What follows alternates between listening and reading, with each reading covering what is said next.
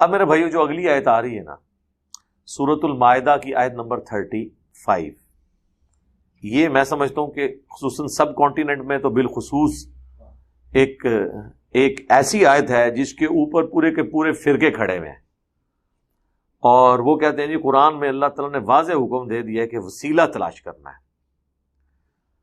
تو جب قرآن وسیلے کا حکم دے رہا ہے تو پھر قرآن بتا بھی رہا ہوگا کہ وسیلہ کسے کہا جاتا ہے۔ یہ تو نہیں ہے کہ قرآن کے کہ وسیلہ اختیار کرو اور اس کی تشریح جو ہے بابے کریں گے، وہ بھی تو اللہ تعالیٰ نے خود بتایا ہوگا قرآن میں۔ تو اس کے لیے یہ آیت نمبر 35 کوٹ کرتے ہیں، یا ایھا الذین آمنوا اتقوا اللہ، اے اہل ایمان اللہ کا تقوی اختیار کرو، وابتغوا الیہ الوسیلہ، اور اس کی طرف وسیلہ تلاش کرو۔ یعنی آپ نے تقوی اختیار کرنا ہے اور اس کی طرف وسیلہ اختیار کرنا ہے۔ وَجَاهِدُوا فِي سَبِيلِهِ لَعَلَّكُمْ تُفْلِحُونَ، اور جہاد کرو اس کے راستے میں تاکہ تم فلاح پا جاؤ۔ اور بعض اوقات یہ واو کو اگر تفصیلی طور پہ لیا جائے تو اس کا ترجمہ یوں بنے گا، اس کی طرف وسیلہ تلاش کرو یعنی اس کے راستے میں کوشش کرو تاکہ تم کامیاب ہو جاؤ، یہ ترجمہ بھی درست ہوگا۔ واو ہمیشہ اور کے معنوں میں نہیں آتا، واو بعض اوقات تفصیل کے معنوں میں بھی آتا ہے جو پچھلی بات ہے، تو دونوں معنی اس کے درست ہیں۔ اب جہاد سے مراد فوراً ہمارے لوگ سمجھتے ہیں شاید تلوار اٹھا کے یا بندوق اٹھا کے جنگ کی جائے، وہ قتال ہوتا ہے جو جہاد کا ایک جز ہے۔ جہاد جنرل ٹرمنالوجی ہے، اس کا ایک حصہ قتال ہے۔ جہاد تو زبان سے بھی ہو سکتا ہے، صحیح مسلم میں حدیث ہے، برائی دیکھو ہو سکے تو اپنے ہاتھوں سے روکو، ہاتھ سے نہیں روک سکتے تو زبان سے نہیں تو کم از کم دل میں برا جانو، لیکن ذالک اضعف الایمان، یہ سب سے کمزور درجہ ہے ایمان کا، دل میں برا جاننا۔ یعنی اللہ کی بھی خواہش ہے کم از کم زبان سے برائی کو برائی کہا جائے۔ اس لیے یہ ایک کرٹیکل ایشو ہے۔ امر بالمعروف کا جو دوسرا ساتھ اس کا بھائی ہے، نہیں عن المنکر، جو مشکل کام ہے، یہ وہی چیز ہے۔ جہاد وہ جہاد ہے، زبان سے ہو ہاتھ سے ہو۔ ہاں کبھی ایسا موقع ہے کہ جہاد بالسیف ہو، انسان اپنی جان اللہ کے لیے پیش کرنے کے لیے تیار ہو جائے۔ قتال وہ تو اسلام کا سمم بونم ہے، جو ایمینوئل کانٹ کی فلسفی میں ہائیسٹ گڈ اسلام کا یہ ہے قتال، کہ انسان اپنی جان اللہ کے حضور پیش کرنے کے لیے تیار ہو جائے۔ اسی لیے جو اللہ کی راہ میں مارا جاتا ہے اسے شہید کہا جاتا ہے، کہ یہ بندہ اپنے دین پر اتنا محکم ہے کہ اس نے اپنی جان دے کر گواہی دے دی کہ یہ اپنے دین کو سچا سمجھتا ہے۔ شہید کسے کہتے ہیں؟ گواہی دینے والا۔ ویسے تو ہمیں پتا ہے کہ جو مر جائے اللہ کی راہ میں وہ شہید ہے، لیکن شہید کا لفظی مطلب ہے گواہی دینے والا۔ تو گواہی کیا دیتا ہے کہ دیکھو میں جس دین پر ہوں میں اسے اتنا حق سمجھتا ہوں کہ میں نے اپنی جان دے دی، میں نے زبان حال سے پریکٹیکلی اپنی جان دے کر یہ ثابت کر دیا ہے کہ میں گواہی دیتا ہوں کہ یہ دین حق پر ہے۔ اسی لیے بخاری مسلم دونوں میں حدیث ہے، اللہ کے محبوب علیہ السلام فرماتے ہیں میری خواہش ہے کہ میں اللہ کی راہ میں قتل کیا جاؤں، پھر زندہ کیا جاؤں، پھر قتل کیا جاؤں، پھر زندہ کیا جاؤں، پھر قتل کیا جاؤں، پھر زندہ کیا جاؤں، پھر قتل کیا جاؤں۔ اور صحیح مسلم میں حدیث ہے جو شخص شہادت کی تمنا کے بغیر مرا وہ منافقت کی شاخ پر مرا۔ اور صحیح مسلم میں ایک اور حدیث ہے جس شخص کی شہادت کی تمنا ہوئی اس کے باوجود اسے اپنے بستر پر موت آئی، نیچرل ڈیتھ، اللہ کے حضور وہ بھی شہید لکھا جائے گا، کیونکہ اس کی خواہش تھی نا، اللہ نے اسے اپرچونٹی یا سرکمسٹانسز ایسے نہیں دیے۔ تو شہید کی تمنا ہر مسلمان کے دل میں ہونا یہ ایمان کا حصہ ہے، ادروائز وہ کامل الایمان مومن نہیں ہے، یا معاذ اللہ وہ نفاق کی شاخ پہ ہے جو مسلم شریف میں حدیث آئی ہے۔ تو بڑا کریٹیکل ایشو ہے۔ اسی طریقے سے سورۃ الفرقان میں آیا فَلَا تُطِعِ الْكَافِرِينَ، اے نبی کافروں کی پیروی آپ نے نہیں کرنی، ان کی باتوں کا برا نہیں ماننا، ان کو آپ نے ویل لیفٹ کرنا ہے۔ وَجَاهِدْهُمْ بِهِ جِهَادًا كَبِيرًا، اور اس قرآن کے ذریعے ان سے بڑا جہاد کرنا۔ قرآن کے ذریعے کون سا جہاد ہوگا؟ دعوت و تبلیغ۔ وَأُوحِيَ إِلَيَّ هَذَا الْقُرْآنُ لِأُنذِرَكُمْ بِهِ وَمَنْ بَلَغَ، اے نبی تم فرماؤ مجھے قرآن اللہ نے اس لیے وحی کیا تاکہ میں اس کے ذریعے تمہیں بھی ڈر سنا دوں آخرت کا، اور جس تک یہ کتاب پہنچ جائے وہ بھی اسی کتاب کے ذریعے آخرت کا ڈر سنائے۔ تو یہ ہے جہاد، دعوت و تبلیغ کا کام فضائل اعمال یا فضائل سنت کے ذریعے نہیں، اللہ کی کتاب قرآن کے ذریعے، جو نبی علیہ السلام کا خلیفہ ہے دنیا پہ، مسلمانوں کی ٹیکسٹ بک ہے، انسٹرومنٹ آف دعویٰ ہے، وصی رسول ہے، حجۃ الوداع پر نبی علیہ السلام کی نصیحت ہے، غدیر خم پر اہل البیت کے ساتھ جس کا ذکر کیا گیا کہ یہ ہدایت کا نور ہے، اللہ کی رسی ہے، جو اسے پکڑے گا وہ ہدایت پہ ہوگا، جو چھوڑ دے گا گمراہ ہو جائے گا، جو صحیح مسلم میں آیا، اور قرآن میں آیا وَاعْتَصِمُوا بِحَبْلِ اللَّهِ جَمِيعًا وَلَا تَفَرَّقُوا، اللہ کی رسی قرآن کو مضبوطی سے تھام لو اور فرقوں میں مت بٹو۔ تو یہ ساری کی ساری چیزیں جہاد، قرآن، کتاب و سنت کی تعلیمات۔ اب اس کے پہلے حصے کی طرف آ جائیں، وسیلہ۔ وسیلہ پیورلی عربی کا لفظ ہے، اس کا پنجابی والے وسیلے کے ساتھ کوئی لینا دینا نہیں ہے، جو یہاں پہ وسیلہ بنا لیا گیا ہے۔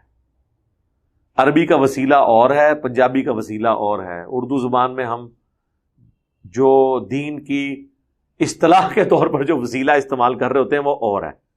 یہاں کا وسیلہ کیا ہے؟ انڈیا، پاکستان، بنگلہ دیش کا، یا یہاں پہ جو فرقے ہیں بریلوی دیوبندی جو ڈومیننٹ آپ کو جو نظر آتے ہیں، ان کا وسیلہ یہ ہے کہ یہ سمجھتے ہیں کہ اللہ تعالیٰ تک ڈائریکٹ نہیں پہنچا جا سکتا تو بزرگوں کو بیچ میں ڈال دیا جائے۔ اور پھر مثال کیا دیتے ہیں؟ کہتے ہیں دیکھیں جی چھت پہ آپ ڈائریکٹ نہیں پہنچ سکتے، سیڑھی کے ذریعے پہنچیں گے، لیکن پوری زندگی سیڑھی کے اوپر کھڑے ہو کے گزار دیتے ہیں، یعنی بابوں کے قدموں میں رہتے ہیں، چھت تک نہیں پہنچتے پھر بھی، یعنی کبھی تو اللہ تک پہنچ جائے نا، پھر کہیں گے بابا جی سائڈ دو تسی ہن سانو اللہ نال ڈائریکٹ ہون دیو۔ اور پیر نصیر الدین نصیر صاحب نے کتاب لکھی نا پیری مریدی کی شرعی حیثیت، اور ایک اور کتاب الجواہر التوحیدیہ فی التعلیمات الغوثیہ، شیخ عبد القادر جیلانی کی کتاب ہے فتوح الغیب، توحید کے اوپر بڑی کلاس کی کتاب ہے، اتنی زبردست کہ امام ابن تیمیہ نے اس کتاب کی شرح لکھی ہے۔ تو اس کے اقتباسات جو ہے نا پیر نصیر الدین نصیر رحمہ اللہ نے نا جمع کیے الجواہر التوحیدیہ، یعنی توحید کے موتی شیخ عبد القادر جیلانی کی تعلیمات کی روشنی میں۔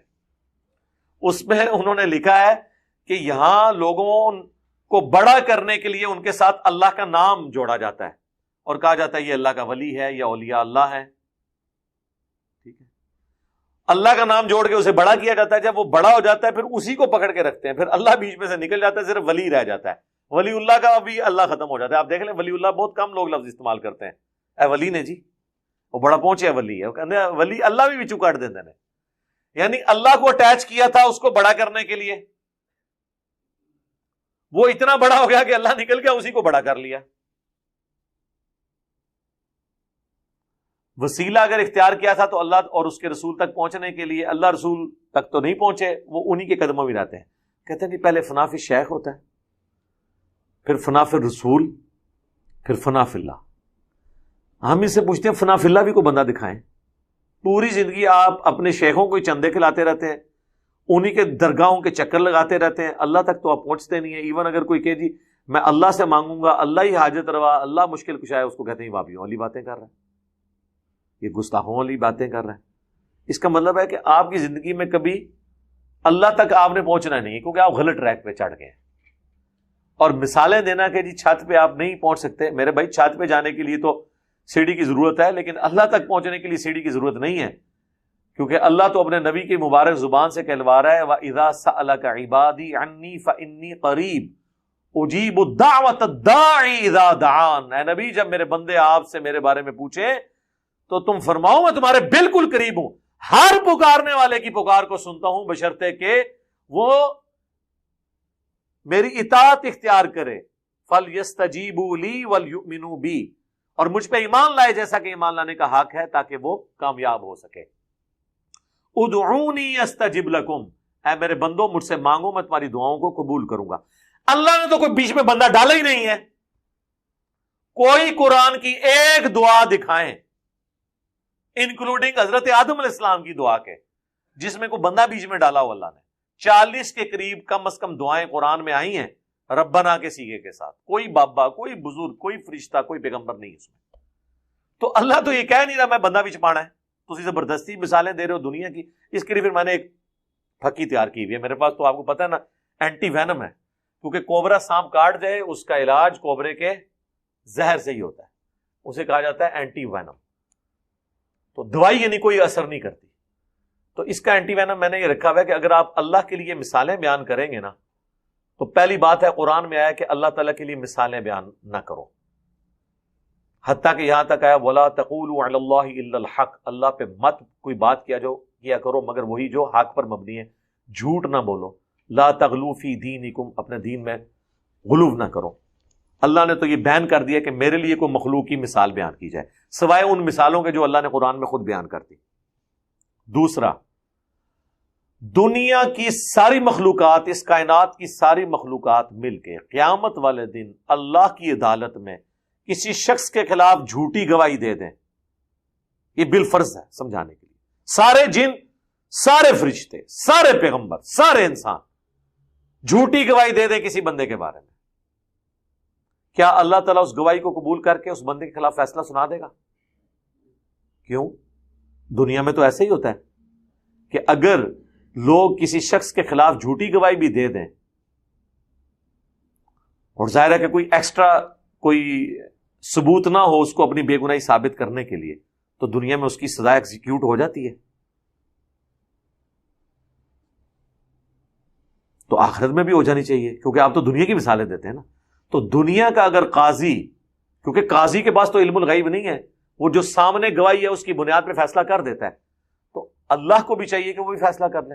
اللہ فیصلہ نہیں کرتا. اس کا مطلب ہے اللہ کے لیے دنیا کے جسٹس کی مثال بھی نہیں دی جا سکتی، تو دنیا کی چھت اور سیڑھی کی مثال بھی اللہ کے لیے نہیں دی جا سکتی، کیونکہ اللہ تو بیچ میں ڈال ہی نہیں رہا کسی کو.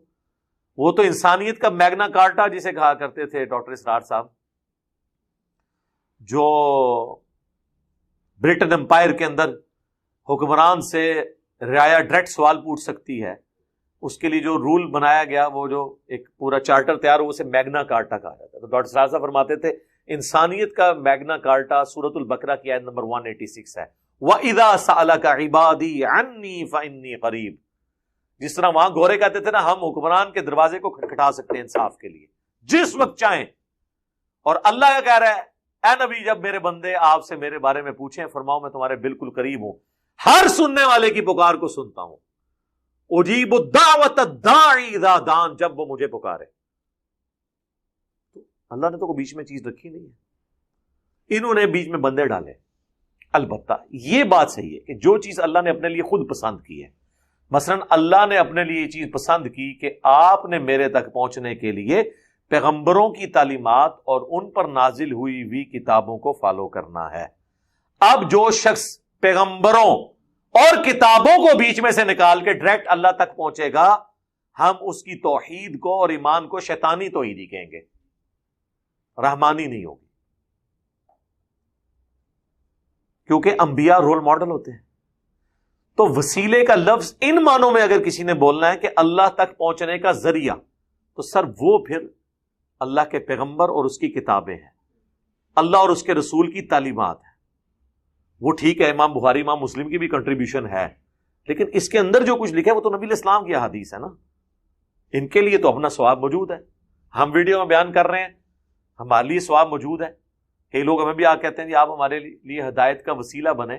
ہم ہمیشہ یہ کہتے ہیں کہ یار وہ وسیلہ تو اللہ کسی کو بھی بنا لیتا ہے. اصل مسئلہ یہ ہے کہ اللہ نے تمہارے لیے ہدایت کا فیصلہ کیا بسبب اس کے کہ تمہارے اندر کوئی رمق موجود تھی سچائی قبول کرنے کی.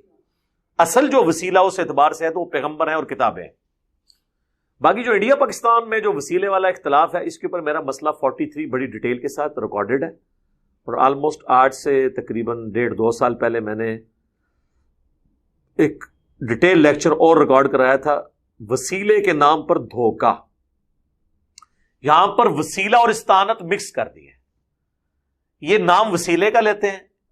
بھائی ہماری زبان میں وسیلہ یہ ہے کہ کوئی شخص یہ کہے کہ اے اللہ تجھے تیرے نبی کا واسطہ، میرا فلاں کام کر دے. تو اس میں آپ نے رسول اللہ سے تو کچھ نہیں مانگا. کس سے مانگا ہے؟ اللہ سے. کسی فرشتے جن پیغمبر سے کچھ نہیں مانگا. وہ کہتے ہیں نہیں جی یہ تو وسیلہ ہے نا، لیکن یہ بھی وسیلہ ہے. اگر کوئی کہتا ہے نا یا رسول اللہ مدد یا علی مدد یا شیخ عبد القادر جیلانی، تو یہ بھی وسیلہ ہے. ہم کہتے ہیں یہ کیسے وسیلہ ہو گیا، تو ڈائریکٹ پکار رہے ہیں ہم ان کو. وہ کہتے ہیں اصل میں یہ ہوتا ہے کہ جب ہم ان کو پکارتے ہیں نا تو وہ اللہ سے ریکویسٹ کرتے ہیں، اللہ پھر دوبارہ ان کی ڈیوٹی لگاتا ہے، پھر وہ اللہ کے اذن سے ہماری مدد کرتے ہیں. ہوں ایڈی کہانی تھی بنائی ہے کتنے لکھی ہے، یہ تو میں 2 منٹ فیل کرتی ہے نا. ایک اینٹی وینم سے بھی تیار ہے. وہ اینٹی وینم یہ ہے کہ اللہ کے بندو، اگر اسی طریقے سے آپ نے چیزوں کو ماننا ہے تو بتاؤ بارش کون برساتا ہے؟ اللہ. ڈیوٹی کس کی ہے؟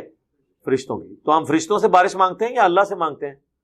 اللہ کے نبی علیہ السلام نے فرشتوں سے بارش مانگی یا اللہ سے؟ اور صحابہ کرام نے صلاۃ الاستسقاء پڑھ کے رسول اللہ یا کسی فرشتے سے بارش مانگی یا اللہ سے مانگی؟ اللہ سے. حتیٰ کہ صحیح بخاری میں 1010 نمبر حدیث ہے، انا کننا نتوسل الیک بنبینا. حضرت عمر کہتے ہیں اے اللہ پہلے ہم تیرے نبی کے وسیلے سے تیری طرف متوجہ ہوتے تھے، یعنی ہم ان سے دعا کرواتے تھے اپنے حق میں، اور تو بارش نازل فرماتا تھا. اب ہم ان کے چچا کو لے کے آئے کیونکہ حضور علیہ السلام فوت ہو گئے، لیکن حضور علیہ السلام کے دنیا سے جانے سے آپ کی بزرگی تو ختم نہیں ہوئی ہے. آپ کی بزرگی آج کی ڈیٹ میں اس سے زیادہ ہے جو آپ کی مبارک زندگی میں تھی. کیوں؟ وَلَلْآخِرَةُ خَيْرٌ لَكَ مِنَ الْأُولَى. یہ اللہ نے اپنے نبی کو گارنٹی دی ہے، اے نبی آپ کی زندگی میں آنے والا ہر اگلا لمحہ وہ پیچھے جو گزر چکا ہے اس سے بہتر ہوگا. حضور کی قبر کی زندگی آپ کی دنیا کی زندگی سے بہتر ہے، آپ کی آخرت کی زندگی قبر کی زندگی سے بہتر ہوگی، آپ کی جنت کی زندگی آپ کی آخرت کی زندگی سے بہتر ہوگی قیامت کی. تو یہ تو مسلسل آپ کو اللہ تعالیٰ کے درود سے، اللہ کی رحمتوں سے نفع پہنچ رہا ہے. اللہم صلی علی محمد وعلی آل محمد. تو نبی علیہ السلام کی بزرگی کیا ختم ہو گئی تھی جو حضرت عمر کہہ رہے ہیں؟ اس لیے کہ حضرت عمر کو پتا تھا اب ہم حضور کے ساتھ کمیونیکیٹ نہیں کر سکتے. جب دنیا میں موجود تھے تو صحابہ اپنے مسئلے حضور کے پاس لے کے جاتے تھے. اسی طریقے سے میں نے پچھلے دنوں ایک ویڈیو اور ریکارڈ ہوئی ہے، قبر رسول سے جا کر شفاعت مانگنا، جو واقعہ عرابی والا پیش کرتے ہیں. 1 گھنٹہ میں نے لگایا اس پہ ان کی تسلی کروائی کہ خدا کے لیے یار یہ معاملات اس طرح نہیں ہیں، تم لوگ کس طریقے سے جعلی روایتوں کے اوپر چلتے ہو. حضرت عمر نے امت کو عقیدہ دے دیا کہ آپ وسیلہ شخصی یہ ہے کہ کسی نیک بندے سے اس کی زندگی میں جا کے آپ دعا کروائیں. اس کی اصل تو قرآن میں موجود ہے. قرآن میں کئی جگہ حضور کو کہا گیا اپنے صحابہ کے لیے دعا کریں. سورہ توبہ میں آیا نبی آپ کی دعا ان کے دلوں کی آنکھوں کی ٹھنڈک کا سبب ہے. ظاہر ہے کسی شخص کے لیے اللہ کے نبی دعا کریں، اس کو اس سے بڑا اور نفع کیا پہنچ سکتا ہے. تو حضور کی دعاؤں کا حصہ آج بھی ہمیں مل رہا ہے جو آپ نے اپنی زندگی میں اپنے آنے والی امتیوں کے لیے دعائیں کی ہیں. لیکن آج تو کوئی نہیں کر سکتا. صحیح بخاری میں ایک صحابی کی پنڈلی ٹوٹ گئی، عبداللہ بن عتیق. نبی علیہ السلام نے ان کی ٹانگ سیدھی کر کے مبارک ہاتھ پھیرا تو وہ جڑ گئی، اور وہ کہتے ہیں مجھے یوں لگا جیسے کبھی ٹوٹی نہیں تھی پنڈلی کی ہڈی. لیکن آج اگر کسی کی پنڈلی کی ہڈی ٹوٹ جائے گی تو آرتھوپیڈک کے پاس اسے لے کے جائیں گے، قبر رسول پہ تو نہیں لے کے جائیں گے. نہ صحابہ کرام قبر رسول پہ لے کے جاتے تھے. اور میں نے اس پہ ان کو کہا کہ یار اگر آپ لوگ اتنے بڑے عاشق رسول ہو تو ٹھیک ہے، اپنی پنڈلی کی قربانی کرو اور پورے انڈیا پاکستان بنگلہ دیش کو نہ صرف اپنے فرقے کا کر لو بلکہ کافر بھی مسلمان ہو جائیں گے. تو روزہ رشید تک آپ کا ویزا ہم لگوا دیتے ہیں. تو ان کو سمجھ آ جائے گی کہ حضور کی زندگی کے معاملات ڈیفرنٹ تھے، بات کے ڈیفرنٹ ہے. آپ سے دعا کروانا وسیلہ شخصی ہے. یہ تو یعنی صحابہ کرام کا اس کی اصل قرآن میں ہے کہ نبی علیہ السلام کی دعائیں. پھر آپ دیکھیں حضرت یوسف علیہ السلام کے بھائی جب اپنی غلطی کا احساس ہوتا ہے تو وہ اپنے باپ سے کہتے ہیں آپ ہمارے لیے دعا کریں. تو دعا کروانا وسیلہ شخصی ہے. یہ وہ وسیلہ ہے جو اصل وسیلہ ہے. تو ٹوٹل 5 وسیلے ہیں. ان میں سے پہلا وسیلہ ہے کسی نیک بندے سے جو آپ کے سامنے موجود ہے جا کے دعا کروانا. مسئلہ 43 میں نے ڈیٹیل سے اس کے دلائل دی. دوسرا وسیلہ ہے نیک اعمال کے ذریعے اللہ کو واسطہ پیش کرنا، جو قرآن میں ہے وَاسْتَعِینُوا بِالصَّبْرِ وَالصَّلَاةِ. صبر اور نماز کے ذریعے اللہ کی مدد چاہو. بخاری مسلم میں 3 لوگ غار میں پھنس کے تھے اور آگے پتھر آ گیا. تینوں نے اپنے ایک ایک نیکی اللہ کی بارگاہ میں پیش کی اور کہا اس کے وسیلے سے اگر یہ عمل تیری بارگاہ میں قبول ہے تو اس پتھر کو ہٹا دے. تھوڑا تھوڑا کر کے وہ پتھر کھسکا اور وہ آزاد ہو گئے. یہ دوسرا وسیلہ ہے اپنے نیک اعمال کا جو آپ نے اللہ کی رضا کی خاطر کیے. آپ اللہ کے حضور پیش کریں، اللہ تعالیٰ اس کی برکت سے آپ کی پرابلمز کو سوالو کرے گا. تیسرا وسیلہ ہے اللہ تعالیٰ کے کلمات تامہ کے ذریعے، اللہ تعالیٰ کے کلمات کے ذریعے جو قرآن میں آیا وَلِلَّهِ الْأَسْمَاءُ الْحُسْنَى فَادْعُوهُ بِهَا، اللہ کے لیے ہیں سارے اچھے نام، اللہ کو اس کے ناموں کے ذریعے پکارو۔ جو ہم کہتے ہیں نا اعوذ بکلمات اللہ التامات من شر ما خلق، اللہ تعالیٰ کے جو اسماء قرآن میں ہے اس کے ذریعے اللہ کی طرف متوجہ ہوتے ہیں۔ صحیح بخاری اور سنن ابو داؤد میں حدیث ہے کہ اے اللہ، ابراہیم اپنے دو بیٹوں اسحاق اور اسماعیل کو ان کلمات کے ذریعے تیری پناہ میں دیتے تھے، میں بھی اپنے دو بیٹے حسن و حسین کو ان کلمات کے ذریعے تیری پناہ میں دیتا ہوں۔ اعیذکما بکلمات اللہ التامہ من کل شیطان وہامہ ومن کل عین لامہ، ہر طرح کے شیاطین کے اگینسٹ، ہر طرح کے نظر لگانے والی چیزوں کے اگینسٹ میں تیری پناہ میں دیتا ہوں۔ بسم اللہ الذی لا یضر، میں اس اللہ کے نام کے ساتھ آغاز کرتا ہوں کہ جس کے نام کی برکت سے زمین و آسمان میں کوئی چیز نقصان نہیں پہنچا سکتی۔ لا الہ الا اللہ وحدہ لا شریک لہ، یہ سارے اللہ کے کلمات ہیں۔ یہ تیسرا وسیلہ ہے۔ اور چوتھا وسیلہ ہے نبی علیہ السلام کے مبارک تبرکات سے فیض حاصل کرنا، جو صحیح مسلم میں ہے کہ حضرت اسما نے نبی علیہ السلام کا ایک کالا جبہ کسروانی طیالسی نکالا اور کہا یہ حضور پہنتے تھے، ہم اس کا دھون مریضوں کو شفا کے لیے پلاتے ہیں۔ حضور کی وفات کے بعد بھی اس سے لوگ نفع حاصل کر رہے ہیں، یہ بھی ایک ذریعہ ہے اللہ سے شفا حاصل کرنے کا۔ لیکن یہ جعلی نہ ہو بنے ہوئے تبرکات، اصلی۔ صحیح بخاری میں آتا ہے ام سلمہ ہماری ماں کے پاس حضور کی داڑھی اور سر کے چند بال تھے، ایک انہوں نے برتن کے اندر رکھے ہوئے تھے، جب کوئی محلے میں بیمار ہوتا تھا پانی کا پیالہ بیچتا تھا، ام سلمہ اس میں ڈبوتی تھی اور مریضوں کو شفا ہو جاتی تھی۔ یہ چوتھا وسیلہ ہے جو آپ اڈاپٹ کر سکتے ہیں۔ یہ تو آج کل تو اس وسیلے کا رسک نہیں لیا جا سکتا، لوگ آپ کو خام خواہ کی چیزیں ہی بتائیں گے اس میں۔ اور پانچواں وسیلہ یہ ہے کہ آپ اچھا یہ جو آپ کی مزارات کے اوپر دیکھیں نا، انہوں نے نبی علیہ السلام کی مبارک جوتیاں بھی رکھی ہوئی ہیں، پاؤں کے نشان لکڑی میں خود کسی سے کھدوا کے رکھے ہوئے ہیں، اور پھر لوگ اس کو کر رہے ہوتے ہیں اور حضور کے ان چیزوں سے وسیلہ حاصل کر رہے ہوتے ہیں، تو وہ نہیں۔ پانچواں وسیلہ ہے ایک جنت میں مقام ہے وسیلہ، جو بخاری مسلم میں حدیث ہے کہ جنت کا ایک مقام ہے الوسیلہ، جو اس کائنات میں ایک ہی شخص کو ملے گا، اور میں اللہ سے امید کرتا ہوں وہ شخص میں ہوں۔ اچھا، جنت میں حضور کا پڑوس تو مل سکتا ہے، لیکن حضور جس مقام پہ ہو گئے وہ کسی کو بھی نہیں ملنا، وہ ایک ہی مقام اللہ نے بنایا الوسیلہ۔ اور بخاری مسلم کے الفاظ ہیں جو شخص میرے لیے اس مقام کی دعا کرے گا میری شفاعت قیامت والے دن اس کے لیے حلال ہو جائے گی۔ اور مسلم شریف میں الفاظ ہیں کہ جو اذان کا جواب دے اس کے بعد درود شریف پڑھے اور الوسیلہ والی دعا مانگے، اللہم رب هذه الدعوۃ التامہ، وہ والی دعا، تو قیامت والے دن میری شفاعت اس کے لیے حلال ہو جائے گی۔ تو یہ 5 وسیلے ہیں جو یعنی جن وسیلوں کو کتاب و سنت جانتے ہیں، آپ والے وسیلوں کو کتاب و سنت نہیں جانتے، ٹھیک ہے۔